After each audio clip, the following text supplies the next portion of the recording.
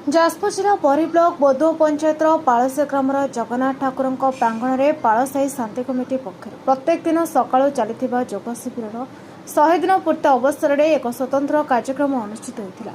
कार्यक्रम अतिथि भाव योगगुरु सुभाष चंद्र त्रिपाठी धनेश्वर बेहरा सहित प्रतिदिन से योग शिखाई योगगुरु विजय कुमार जेना योग उपकारिता योग करने द्वारा आम रोगर केमिति मुक्ति सहित सुस्थ रहा तारि उपरे समस्त परामर्श देते। अवसर विश्वर मंगल कामना अग्निहोत्र यज्ञ अनुष्ठित होता। अवसर परिवेश को आम सुरक्षित रखा उद्देश्य और से उपलक्षे यज्ञ पड़ियाठारे वृक्षरोपण कर बोदो पालसाही पोड़पड़ा भवना समेत बहु जोगती सामिल होते। कार्यक्रम में शरचंद्र त्रिपाठी आर्तबंधु जेना तापस कुमार जेना दर्पनारायण दल श्रीमती शिखा दल गिरिधारी दल रमाकांत जेना रामचंद्र जेना अतीश जेना राजस्वी जेना प्रफुल्ल चंद्र जेना ज्ञानरंजन जेना चैतन्य पंडा देवी प्रसाद जेना श्रेयसभंगी जेना तन्मय दल मनोरंजन जेना सोनाल जेना पुष्पांजलि बेहरा बिंदुरेखा जेना शशिभूषण जेना प्रमुख परिचालन में सहयोग करते। विजय कुमार जेना पालसाही ग्राम अधिवासी आम गाँव में योग शिविर 1 एप्रिल अर्थात उत्कल दिवस ठारू आरंभ कर आज तार 100 दिन पूर्ण होगापी जाऊँगी। तेणु से उपलक्षे से उद्देश्य आज गोटे यज्ञर आयोजन कर योग गुरु उपस्थित अच्छा से माने आज आमर शिक्षार्थी मानक नुआ नुआ योगासन किसी तथ्य प्रदान कले। विशेष करके आम गाँव युवक युवती एवं महिला मान भितर बहुत उत्साह देखा समस्ते आग्रहर सहकारे आम गाँव में 5टा पंचायत एकत्रित होती। एकत्रित है शांति पाठ करा जाए।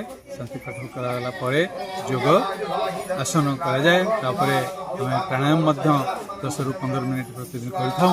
प्राणायाम शेष आम किसी भजन कीर्तन आयोजन करा जाय था। भजन कीर्तन हुए तापर केबे केमिति से माने विभिन्न खेल खेली आनंद नियंती खुशी अनुभव करती।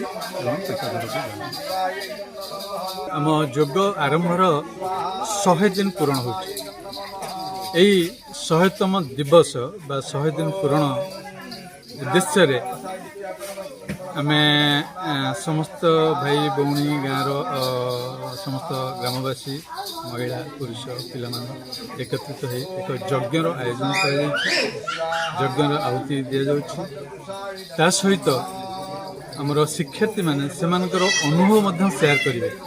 ये जो विगत 100 दिन रे से माने कौन शिक्षा लाभ कले आ द्वारा ये 100 दिन भीतर से माने निजे कौन केते उपकृत होइचंती बा उपकृत होबार अनुभव करिसंती से तथ्य प्रदान करेंगे।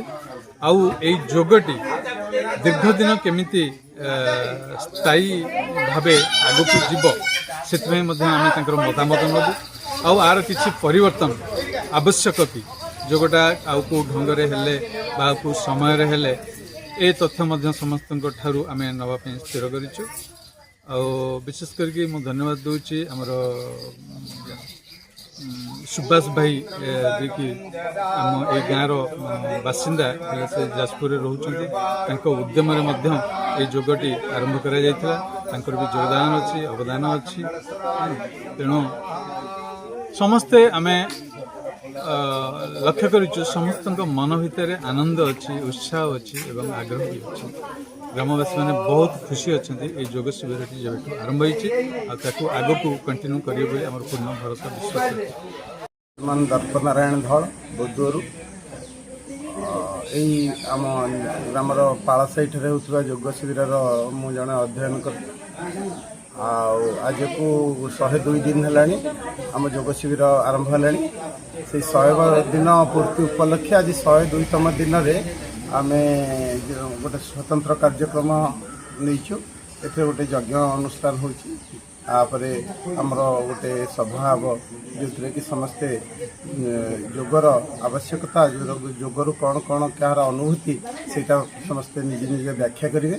तापर सर्वोपरि सर्वशेष आम रखीचु गोटे वृक्षरोपण कार्यक्रम आपर ये अनुष्ठान सुभाष चंद्र त्रिपाठी मु जो आमर पालसाही ग्रामर अधिवासी आज 100 दिन ऊर्ध है आम ये पाळसाई ग्रामर जगन्नाथ मंदिर प्रांगण में योगर कार्यक्रम चली 100 दिन पूर्ति आज विशेष भाव में किसी कार्यक्रम हो कार्यक्रम आम सहित आमर योगगुरु धनेश्वर भाई भी उपस्थित अच्छा आम ग्रामर ग्रामवासी आम पाख ग्रामर बदुआ भंवरा ए ग्रामर भी ग्रामवासी अच्छा समस्त छोट छुआ आरंभ करी समस्त वयस्क महिला माने झील माने भाई माने समस्त अच्छा मौसा मैंने समस्त अच्छा आपको दीर्घ दिन हम 100 दिन धरी ग्रामवासी आग्रह एवं आमर अवसर प्राप्त सेना अधिकारी विजय कुमार जेनाकर जो निष्ठा अच्छी से निष्ठा कारण संभव हो पारी सबुठ बड़ कथा है आम ग्रामवासी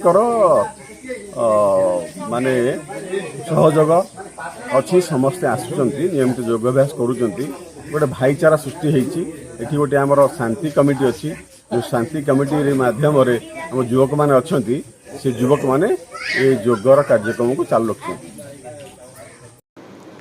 बरेर विश्वभूषण जेना रिपोर्ट नायगति टीवी।